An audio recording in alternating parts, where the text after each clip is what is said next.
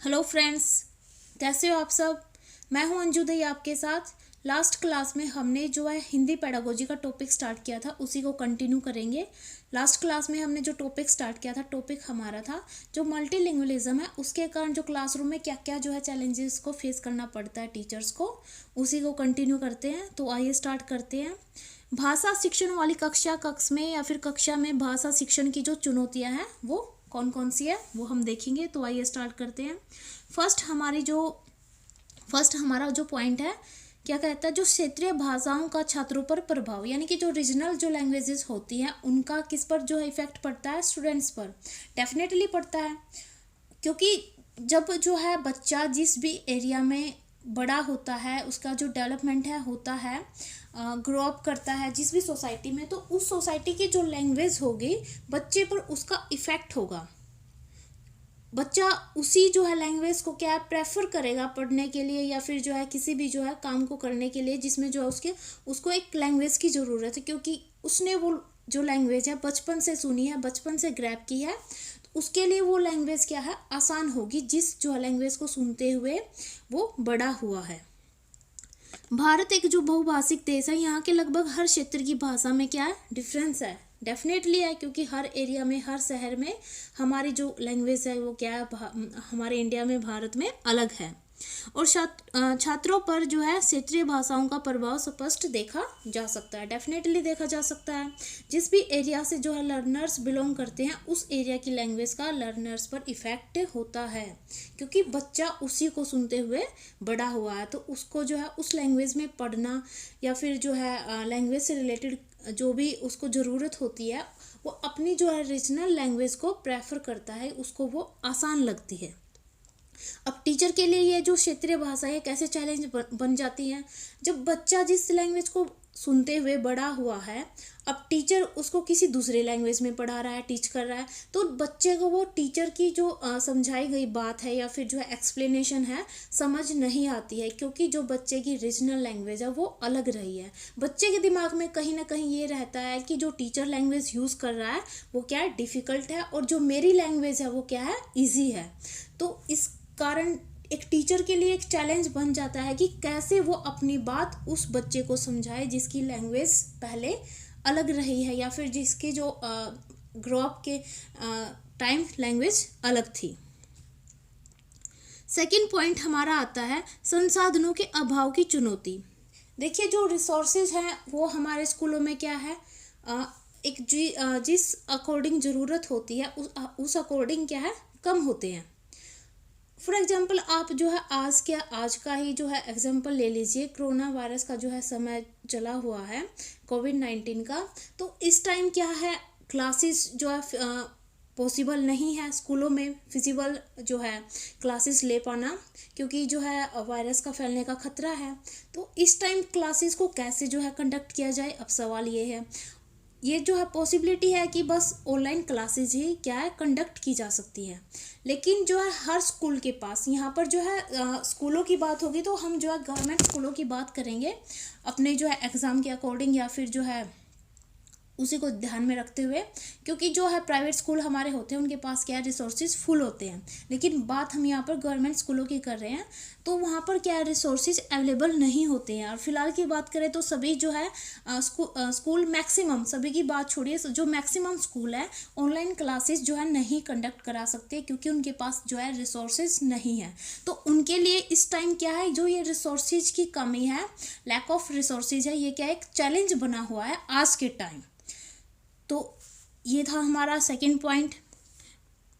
विद्यालय के पास ऐसे संसाधनों की जो अवेलेबिलिटी है वो क्या है नहीं होती है, इसलिए क्या है लैंग्वेज को जो है टीच करने में उनको दिक्कत आती है। देखिए, जो लैंग्वेज है उसको एक तरह से हम जो है एक पैसिव लर्निंग ही मानकर चलता है बच्चा, यानी कि जो लैंग्वेज लर्निंग है बच्चा सोच लेता है कि उसको इसमें मज़ा नहीं आने वाला है, बजाय अदर्स क्लासेस के। क्योंकि आपकी जो साइंस की क्लास हो उसमें जो है प्रैक्टिकल वर्क होता है, जिसे बच्चा क्या समझता है कि इंटरेस्टिंग है।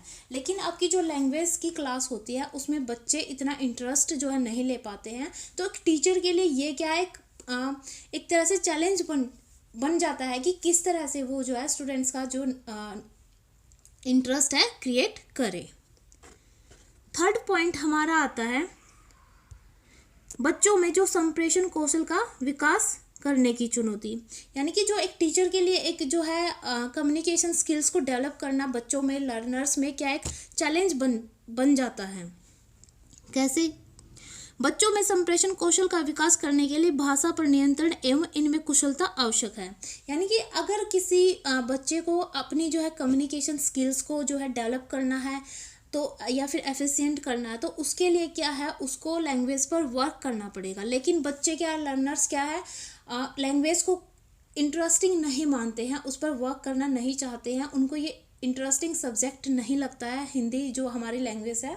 तो या फिर अदर जो है लैंग्वेज भी हम ले सकते हैं यहाँ पर, यानी कि जो लैंग्वेज है वो उनको इंटरेस्टिंग नहीं लगती है, इसीलिए वो उस लेवल की एफिशिएंसी डेवलप नहीं कर पाते हैं, जिससे क्या है टीचर के लिए वो भी उसको जो है लैंग्वेज टीचिंग को इंटरेस्टिंग बनाना एक जो है चैलेंज बन जाता है। फोर्थ पॉइंट हमारा आता है भाषा के प्रति छात्रों की जो रुचि और रुझान का अभाव। यानी कि ये जो है पहले भी हम कर चुके हैं कि जो बच्चे हैं उनका जो इंटरेस्ट होता है वो क्या है, बहुत ही कम होता है किसमें, लैंग्वेज में, क्योंकि वो जो है अदर्स जो सब्जेक्ट है उनके मुकाबले लैंग्वेज को क्या थोड़ा सा कम जो है इंटरेस्टिंग मानते हैं। एक तरह से उन्हें ये लगता है कि जो ग्रामर्स रूल हैं उनको क्या है रटने पड़ेंगे, जो है रोट मेमोरी करनी पड़ेगी, तो इसीलिए वो थोड़ा सा जो लैंग्वेज हमारी है कोई भी सब्जेक्ट है उसको थोड़ा सा बोरिंग मानते हैं। भाषा शिक्षण की एक समस्या यह है कि छात्रों में भाषा के प्रति जो है रुचि तथा रुझान का अभाव पाया जाता है, यानी कि जो है लैक ऑफ इंटरेस्ट होता है किसके जो है प्रति, लैंग्वेज के लिए, टुवर्ड्स लैंग्वेज, जिस कारण से भाषा शिक्षण का कार्य और जो है और चुनौतीपूर्ण और जो है चैलेंज भरा हो जाता है किसके लिए, टीचर्स के लिए, यानी कि और चैलेंजिंग जो है बन जाता है उनके लिए।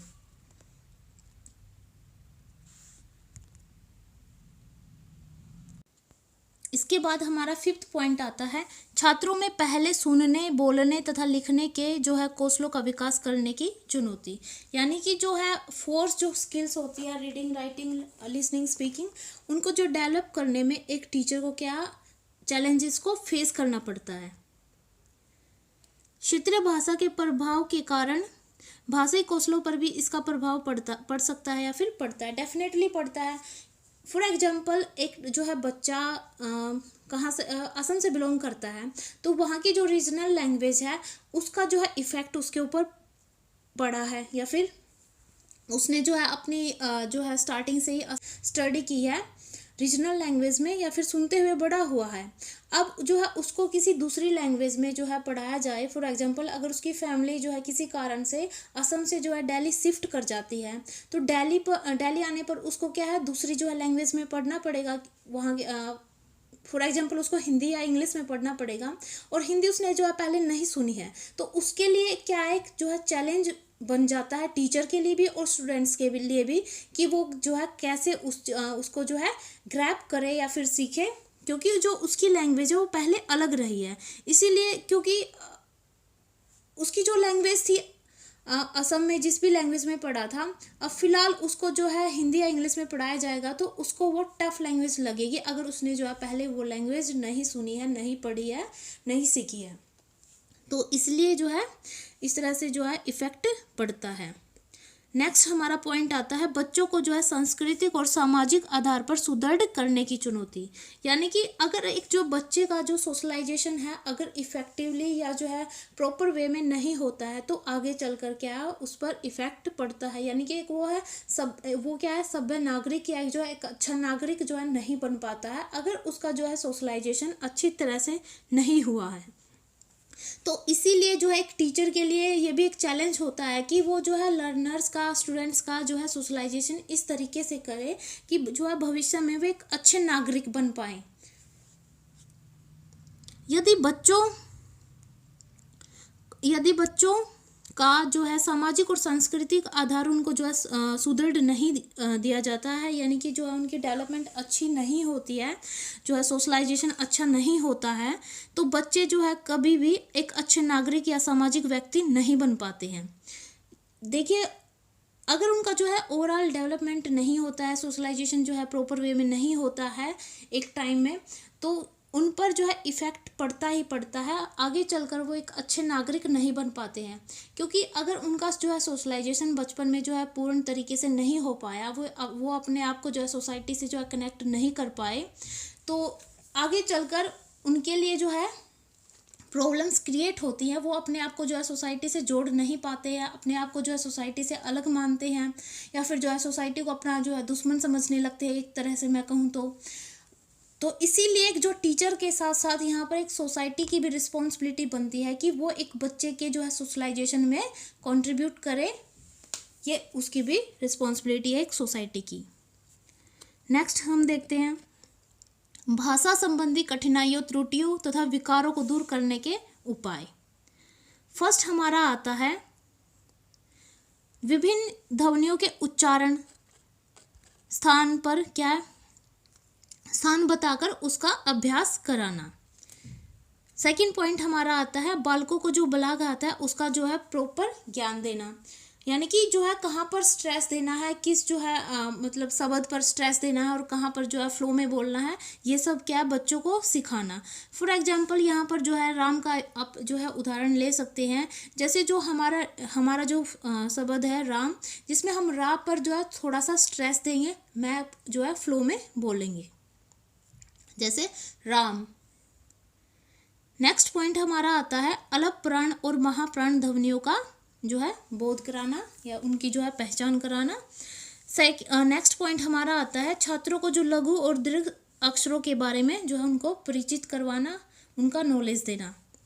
नेक्स्ट हमारा आता है अनुनासिक अक्षरों एवं चंद्र बिंदु से जो है अवगत कराना, यानी कि जो है एक तरह से जो व्याकरण है उसके जो नियम है उनके बारे में बच्चों को नॉलेज देना, ताकि जो है लैंग्वेज का जो है एक सुदृढ़ आधार उनको प्रदान किया जाए। जो उनकी बेसिक नॉलेज हो ग्रामर से रिलेटेड वो स्ट्रॉन्ग हो, ताकि जो है बोलने में या फिर रीडिंग के टाइम वो क्या है मिस्टेक ना करें। अगर जो है उनको जो है लैंग्वेज में ग्रामर की जो है एक जो है पूरी जानकारी होगी, तो उनके लिए जो है लैंग्वेज को जो है सीखना या फिर बोलना लिखना आसान होगा। और जो है रोट मेमोरी पर जो है ग्रामर के रूल हैं आपके, जो है एक टीचर को जो है रोट मेमोरी पर बिल्कुल भी जो है एक तरह से फोकस नहीं करना चाहिए, या फिर जो बच्चे पर दबाव नहीं डालना चाहिए, और जो उसको समझाने की कोशिश करनी चाहिए। जो रूल हैं रेगुलेशंस हैं वो किस तरह से जो है बनाए गए, किस तरह वर्क करते हैं, किस तरह उनको अप्लाई किया जाता है, तो इस तरह से बच्चे को जो है रोट मेमोरी के लिए जो है पुश नहीं करना चाहिए एक टीचर को। नेक्स्ट पॉइंट हमारा आता है विराम चिन्हों को ध्यान में रखते हुए पढ़ने का अभ्यास कराना, यानी कि कहाँ पर जो है उसको फुल स्टॉप के लिए रुकना है, कोमा पर जो है कितने टाइम के लिए जो है उसे एक तरह से जो है किस तरह से पढ़ना है वो टीचर एक बच्चे को सिखाए। नेक्स्ट पॉइंट हमारा आता है गद्य पद नाटक आदि जो है अलग अलग ढंग से पढ़ना जो है सिखाए बच्चे को, यानी कि गद्य पद और नाटक में क्या डिफरेंस है। देखिए आपका जो गद्यांश है वो अलग तरह से पढ़ा जाता है,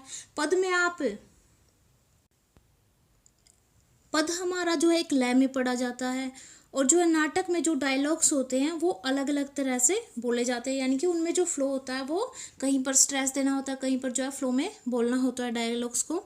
इस तरह से जो बच्चे को बोलना सिखाया जाए एक टीचर के द्वारा। नेक्स्ट पॉइंट हमारा आता है और लास्ट पॉइंट भी है गतिपूर्वक पढ़ने का अभ्यास कराना, यानी कि जो है बच्चे को प्रैक्टिस करवाए कि किस तरह से जो है रीडिंग करनी है, यानी कि एक तरह से जो है बच्चे की रीडिंग प्रैक्टिस पर ध्यान दिया जाए कि बच्चे को जो है कहाँ पर जो है किस तरह से जो है अलग जो है आपके बलागात का यूज़ करना है, अलग प्राण है महाप्राण है, इस तरह से कहाँ जो है स्ट्रेस देना और कहाँ नहीं। तो इस तरह से जो है बच्चे को जो है लैंग्वेज सिखाई जाए। ये थी आज की हमारी वीडियो। जो ये हमारा टॉपिक था जो बहुभाषिता के कारण एक क्लासरूम में जो चैलेंजेस आते हैं वो आज हमने किए। ये जो टॉपिक है हमारा कंप्लीट हो चुका है। ये हमारी जो हिंदी पेडागोजी है उसका 5th टॉपिक था। Thank you so much. Video को लाइक और शेयर ज़रूर कीजिएगा। Thank you so much.